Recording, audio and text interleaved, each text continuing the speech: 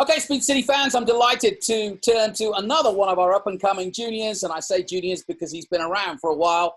He is from Australia. His name is Josh Carr, and he is the current F4 champion of the US of A, and had intended on being the champion of F3 if he had a chance or half a chance. But we were halted by this terrible thing called the coronavirus, and so we're all stuck at home. But first and foremost, Joshua, tell me about, because everybody's got this story, about how you reacted to the announcement, effectively, that the first round would be cancelled, or at least, the run-up to the first round would be cancelled, and you ended up going back home. Yeah, so I was in the US, in Dallas, Texas. I was doing some testing with the team, and we were on our third weekend of testing about to happen. And I was noticing, the Grand Prix just got cancelled. IndyCar was just got postponed. So I was thinking, this isn't looking good. And then I got the announcement. So it was really disappointing, to be honest, because like everyone, we've been putting in so much effort and looking forward to the new season, because it's always going to be better and bigger. And we're very excited. But then when it got cancelled, it just left us with all this time that we had planned with something, but now that's gone, So we found ourselves not busy for the first time in our lives. And for you, particularly after last season, I mean, you were probably really chomping at the bit because you had such a great year last year. And then at COTA, they announced what you were doing the year after, this year. And so you had everything in a row for probably the first time in a long time. Yeah, it was so good because we were organized from so early on. I mean, we won the championship, we got the scholarship, and I won the championship back in September last year. So I already knew what I was doing this year for so long. So we were able to get really on top of everything we needed to have. The testing was great. We prepared well. I was preparing so well in the simulator with Euro's driver performance. We had all the tracks nailed down. And so I was really looking forward to this season. I felt like we put everything to it. And then all of a sudden just stopped, But I know it's almost like we're going to start a new season again. So we get to re-prepare and re-go again and learn from anything that we felt we could have done better before we started this year. So was it hard to get home? Not really. Leaving was okay. Australia was still okay as I was coming back. But as I was flying back, they announced a 2-week mandatory quarantine for all Australians coming back into the country. So as soon as I came back, I had to have 2 weeks at home, not able to leave my house, which is okay. I think it's best to not be going out in the world right now anyway, just with how unpredictable things are happening. But it seemed like Australia's got onto it pretty quick, and we've been able to monitor the virus and keep it pretty undramatic, to be honest. Well, I know you're in Australia right now, but I can see behind you, you've got the good old Texas flag. So you've taken a little bit of Texas home with you. Yeah, my dad, he loves it when he comes over to Texas. So he went and got all these things from like these cowboy shops and stuff. So we've got things around the house that just remind us of Texas, because that's our second home now and we love it. So we thought we'd bring some of that back here. And same thing when we go there, we bring Aussie stuff there to make it seem like there's a bit of Aussie spirit there all the time. Tell me all about the transition from leaving Australia to go to the States, because I think, I think you made a wise decision, and I think it's paying off for you. But what motivated you in the first place to go to America? Because that's quite a jump. That's quite a jump. Yeah, I think a lot of drivers intend on going to Europe at first when they're young. I never really knew what I wanted to do. I didn't really have that much backing behind me at first. So I was just focusing on karting at the time in Australia. But I started getting interlinked with karting teams in America, like J3 competition. And I raced for them, and I won a big race called the SCUSA Super Nationals. And I thought I had my trophy just here. So this is in 2017. I won this race for J3 competition. And from winning this race, I got linked up with Crossing Competition in Formula 4. And they reached out to me and asked me to come over for a test. And that's sort of what kickstarted my American campaign.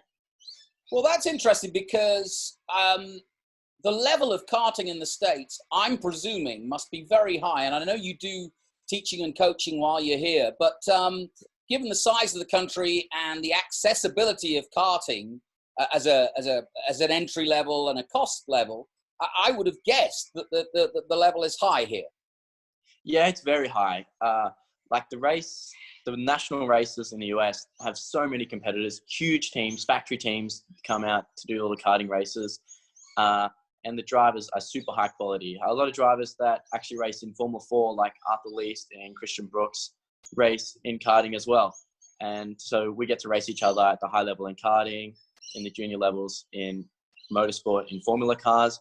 So you see a lot of drivers jumping from both because the level is still so high in karting that they can really still use a lot of their skills to try and be competitive.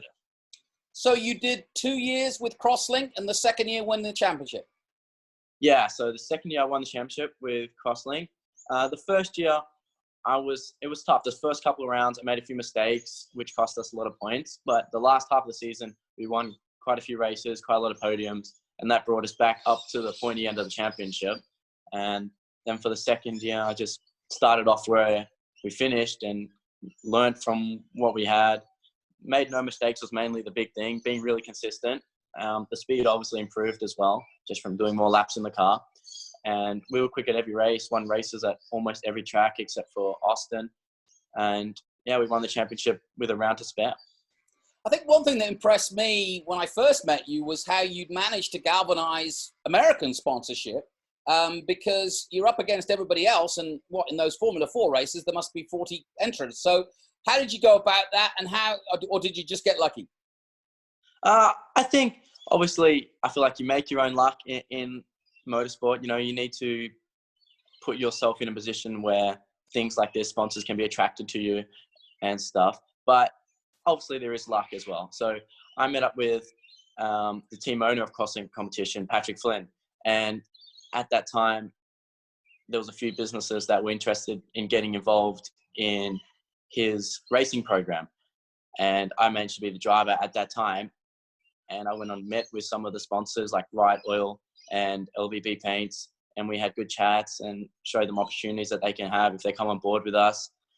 And basically they came to races before they were sponsors with us just to see how it was. And then once they started liking it, the next years they came on board and they're still with us to today. And the good thing about your sponsors, it's not like they sort of send you a check and then, you know, look for the press release.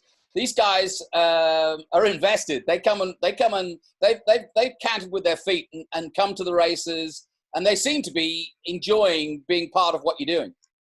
You know, it is absolutely amazing having such a fan crew of sponsors like that. They bring all their families out and all their people in their business to just especially at the Grand Prix, they bring the whole staff there.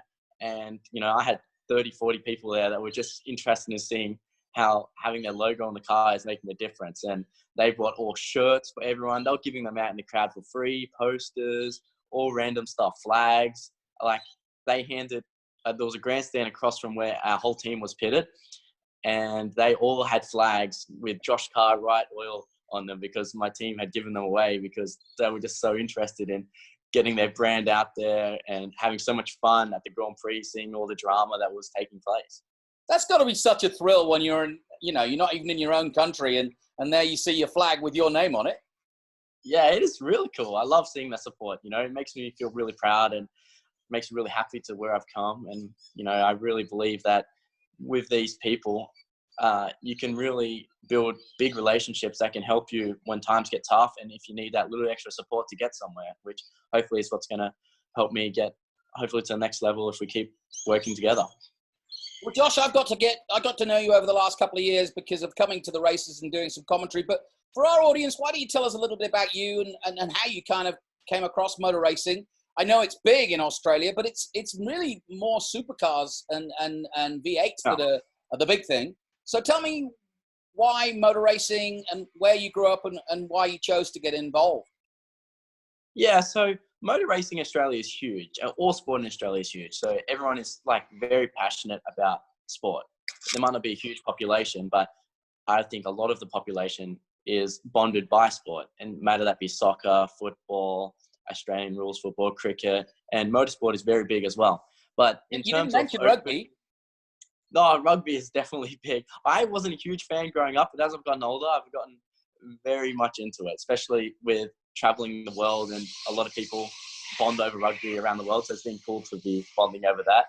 But in terms of motorsport, saloon cars is definitely the biggest thing, V8 supercars. So there's many tiers of those in Australia. And ever growing up, we used to watch the big races, you know, from home and go to a lot of races as well. And dream of racing in supercars because that was the top step in Australia.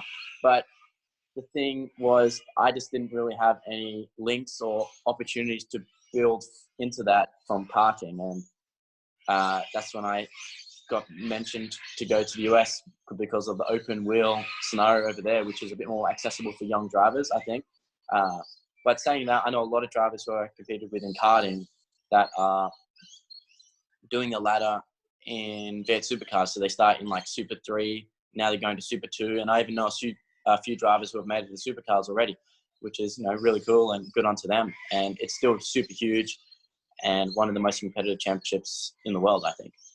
So when did you, as you were coming up, suddenly start to, not say suddenly, but when did you start to take it seriously and realize that you had the talent to do it professionally?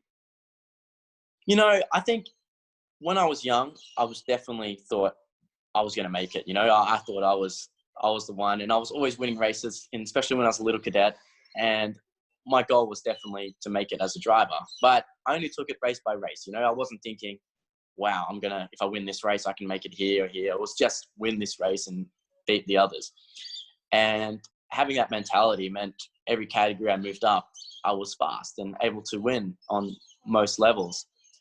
But in terms of when I thought I was going to make it as a driver, I wasn't quite sure. You know, there wasn't really that many opportunities that were coming to me. Like I was having opportunities to race on international level in karting, and I had a few backers that had the potential to help me get to the break in car racing. But it happened so quickly, mate. I just got a phone call and that's when it happens, you know. You just have to be at the right place at the right time to make it happen. And that's what happened for me. I've been watching some of the winter series for F4, and I was just wondering, because most of these kids are coming out of karting, how is the transition to slicks and wings from karting? What particularly do you have to get your head around? I think a big thing is at first it seems a lot more complicated. You know, you have a little go-kart where you and your dad can just wheel it out and you can just burn laps all day. And a car takes a lot more preparation of the car, you know, a lot more setup. There's a lot more people involved. You have an engineer, you have mechanics, you have, you know, people who bring the cars to the track are different, you know, where it was just you and your dad who did everything mainly. And the big thing is, at first you can be a bit overwhelmed by everything. The car can feel a bit different, especially because you're using a lot more weight in the car. There's a lot more transitioning through the corners. But once you're driving something on a limit, I found, whether that be the go-kart or the F4 or the F3, it's very similar, you know, driving on the edge of grip. It's the same feeling, you know, just drifting, and you can feel like you're floating around the track. It all seems, for me, very similar when you get to that point. And you're now moving on to Formula 3. I know you've tested and you haven't raced yet, unfortunately, but No. what, again, next transition, what's the difference between F4 and F3? The big thing that you first feel is the power difference. You know, I've got more than double the horsepower. So out of the corners, you just feel, you know, the pool never stops in comparison to the Formula 4. And that was a big thing that was so exciting to drive. You know, it was a completely different feeling just getting pushed back in the seat. And I feel the brakes are quite a lot stronger as well because of bigger tires. You can use more brakes and have bigger grip under braking, and especially the rear downforce in high-speed corners. The diffuser and the rear wing work really hard, and you can feel the stability that you gain from the extra aero. So definitely aero and power, I think, is the biggest things that you feel the difference. But once you get to past that point of feeling the difference, it's just about the same balance, the same techniques work from a go-kart to a car. You know, you can feel the same philosophy in driving. Well, your timing, despite the virus, your timing is good for F3 because I see the Honda logo on your jacket there, but Honda have really stepped up, and the real prize now, there's a real incentive to win. How excited are you by that possibility? When I first got told about that, my eyes opened up in joy, you know, because it makes it true that you can fulfill a dream if you put the effort in and if it goes your way. And, I truly believe I can win the championship. I have a huge amount of backing behind me. The team is great. And, I believe that if we put it together like we did last year, we can possibly get this scholarship. And it can definitely... Just explain that the scholarship itself is Honda are offering basically a budget to go Indy Lights, right? Yeah, so you practically get a drive in Indy Lights, which is, worth a lot of money. But it just gets you linked into so many different programs. Honda are so big in racing. They're huge in Formula One now. They're huge in IndyCar. So if you're able to get a seat as a driver in one of their cars, people are really going to notice you. And it can definitely, Indy Lights is only one step away from IndyCar. So it takes you tenuously close to becoming professional and making it. And what's your ambition? I mean, drivers now, always used to be Formula One, but now drivers tend to say things like, well, I want to stick with single-seaters, or they say, I just want to be a professional. So what goal have you set for yourself at the moment? Yeah, definitely to make it to IndyCar. I think that is a super high level of racing, and the professionalism is great. I know I've been watching Will Power since I was young, and quite a few Aussies go through IndyCar, and to see their success and watch them as amazing drivers is what I really want to aspire to be. To win like the Indy 500 would be an amazing feature, and not many people can have the opportunity of doing something like that. And to be the best in IndyCar would be a huge dream of mine, and I'm definitely focused on trying to make that happen. We're getting closer, and there's a road to IndyCar now that we can see if we can follow the success and have maybe a little bit of luck on our side. But I know I have the people around me, so I've just got to keep winning and try and make it happen. I believe I can. Well, obviously this is a setback for everybody in motorsport, but what have you been doing to kind of stay trim and, stay ready? Yeah, I mean, I've just been doing the same training and same way of preparing for events, but I've had a few more times, so I've been able to do a bit more detailed design on my helmet and stuff like that. Focus a little bit more on study while I've had a bit of time off. I haven't been able to go to too many tracks or anything down here. But yeah, been able to do quite a lot of preparation for tracks ahead, been able to focus on, more details for those, and been in contact with the team a lot, see what we can work out for the car to make it faster. We've been contemplating different setup changes we can use in different tests, or new testing formats that we can try and follow. And that's about it. Not too much, we felt like we prepared the best we could before the first round. So we're just going to try and continue that and, until the next round happens. Going to say, I suppose it's also a time for very, very few times that you get to do a little bit of reflection on how far you've come. Have you had time to kind of relax a little bit and think, wow, it's been going well? Yeah, I mean, it's been good because I've been able to spend a bit of time with my parents and my dad. And while he cooks a barbecue back here, we've been playing darts and we talk about the year before and the years that we used to race together in karting, and to see, what links like in karting, what we learned from karting that we still transform into cars today, especially little things when I was a cadet that I picked up from driving that still make sense when I go to certain tracks and it comes in my head, oh, I shouldn't do this because I remember learning way back then. And it's just so cool to think that we started so young, so innocent, and it was only just for fun. And all of a sudden became really serious, and a dream came, and we've been moving forward and forward, and we've been fulfilling our goals and checking boxes, and a few more boxes to tick yet. But so far, we've made the steps that we thought we could do.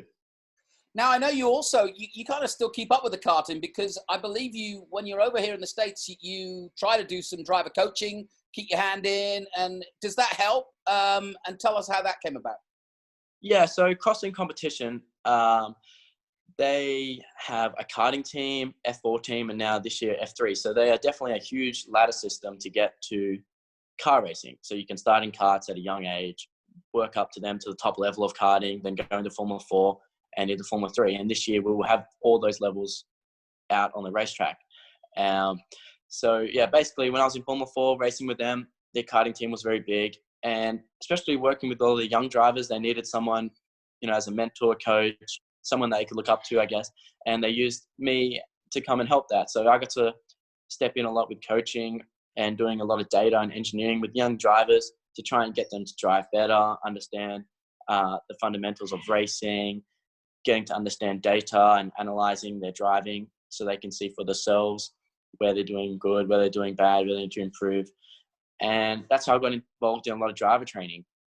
And it's really fun. I love working with the young kids. Love seeing their motivation. And when they succeed, you can see how happy they are because their hard work is paying off. So it's great. And I have a few drivers that are doing really well now. And it was a shame because I was just starting to do really well at national level, fighting for podiums. And then it just stopped. So they couldn't keep their role momentum going. But I believe in them and they believe in me. So it's great partnership to work with young kids. So give this wily old commentator a tip for the top then. Who should I be looking out for to be chasing you in a few years' time? Give me a name or two. Chasing me in a few years' time, as in... well, a good karter that you've come across, you think, yeah, he's got what it takes. So I believe Ryan Sheehan is a very good driver. He had a bit of an incident at the start of the year where he was injured, but he's a very good driver. And he's been testing ever since he's come back out of his injury, and he's super fast. He got pole at big races last year at like the Rotax national events. He went to France and qualified second on the front row in the World Championship. So he is very good. And I believe, he's going to be in an F4 soon, doing a bit of testing, hopefully towards the end of this year if it all gets cleared up. And I believe, he can try and win that championship in years to come and make his way up the ladder. So you must be pretty inspired by what Dakota Dickerson and Kyle Kirkwood, who basically are the champions before you were, especially, obviously Dakota's chosen to go into sports cars, but that's still pretty impressive. But certainly Kyle Kirkwood, you've got to be hot on his heels, and I'm sure keeping an eye on his career. Yeah, when I was young, I used to look up to Kyle Kirkwood a lot and see his success in Formula 4 and Formula 3, USF 2000. And it was pretty amazing to see a driver could win so much. But now, as I've won, I've seen him a bit more as a rival and someone who I want to try and beat in IndyCar if we both get there. And, he's very good, and I believe he will get there. He seems to be winning every single category that he competes in. But I believe, I can follow in his footsteps in a way in that ladder system and make a name for myself and stand out even more than him. And are there any drivers in Indy at the moment that you kind of look up to and think, yeah, that's how I want to kind of create my career in terms of both racing style, maybe with the media, so on? Yeah, I think Will Power and Scott Dixon do a very good job in that. Scott Dixon, I know he's been in IndyCar for such a long time, won many championships, and he just does a good job constantly just does a good job. And the way, it just shows you don't need to be super young to be in open wheel racing. He's getting older now and he's still super competitive, winning all the time. And it inspires me that I can get into there and you can have a huge career and make a really good living and great time out of it. So Will Power and Scott Dixon, definitely look up to them. They do a great job and very inspiring to me. Talking to Kiwis, I'm sure you will have noticed, but Scott McLaughlin, the current Australian V8 champion, just won his first E-race. Have you been watching any of the E-racing? Yeah, I've been watching a lot of the E-racing, actually. They played the Supercars E-racing live on TV in Australia. So that was really cool. I know he won 2 out of 3 races on that. He's very good on the sim. And yeah, he went testing in IndyCar at the start of the year. He was 3rd at COTA, I think, when they were testing there.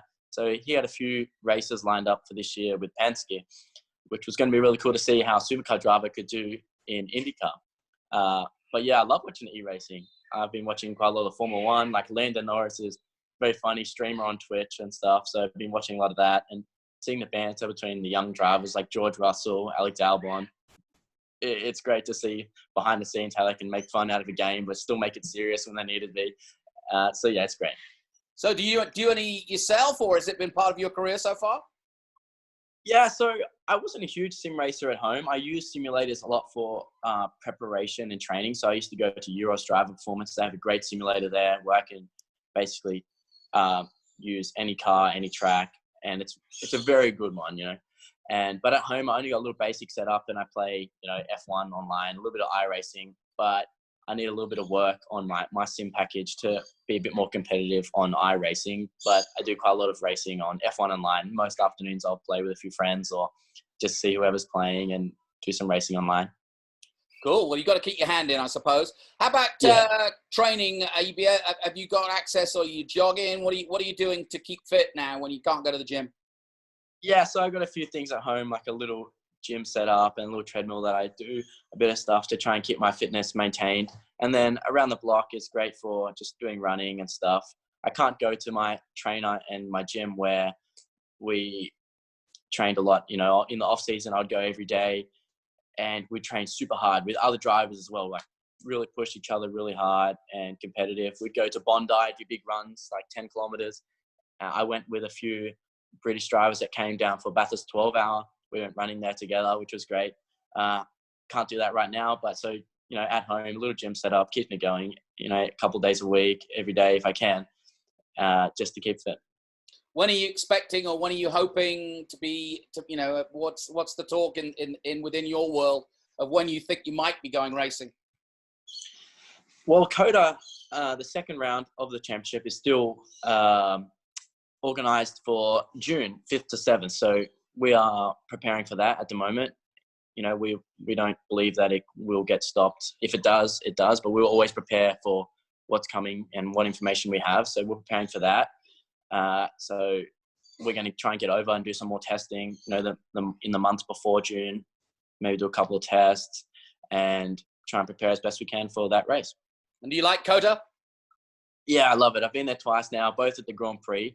So there's been always a lot of pressure and not much track time at COTA. But this time around, we'll be able to have 2 test days and quite a lot of racing, 3 races instead of 2. And that might be good, just to do a lot of laps and really get a really good rhythm around the track. So I'm really looking forward to that and to be able to drive it hard like an actual testing track and explore the limits properly, not just be like a crazy race straight out the gate where everyone is still learning while racing the track, you know? Well, Josh, I was really looking forward to watching you in F3 because, like I said, the impetus from last year and the dominance from last year. So I guess we'll just wait, and hopefully you'll be here in Austin, which is where I am right now, and at the Circuit of the Americas in June. For those tuning in that don't perhaps know that much about you, tell us a little, your sponsors, your name and your social, you know, your sponsors, the number you're racing with, your team, and where we can find you on social to look up. Yeah, so I'm Joshua Carr. My car number this year is number 2. My main sponsors are Low Volume Powder and Right Oil and Crosslink Powder Coating. So those guys have been backing me very hard these last few years and getting me in the top level of racing that I can do. I want to have a quick shout out to Bell Racing USA. They hooked me up with this beautiful HP7 car. Cool. So I'll be getting that painted shortly and getting that on track this year. What's the design? Great. What are you going to do? More of an evolution on what I did last year. I've got my own little design that sort of people signify me as. So I try and make a bit more detail, but same sort of base concept. And, you know, thank you to Saybelt this year. They've hooked me up with a beautiful suit and underwear. Can't wait to get that on track. So a few guys are helping me smash out this year. And, yeah, I cannot wait. Well, listen, Josh Carr, it's been great talking to you. Thank you so much. And keep in touch. And feel free to come on the radio show anytime. But it's nice to get a bit more of a profile interview that we'll put out as a sort of elongated podcast. But thanks for coming on. Thank you, guys. Look forward to talking to you on the radio soon.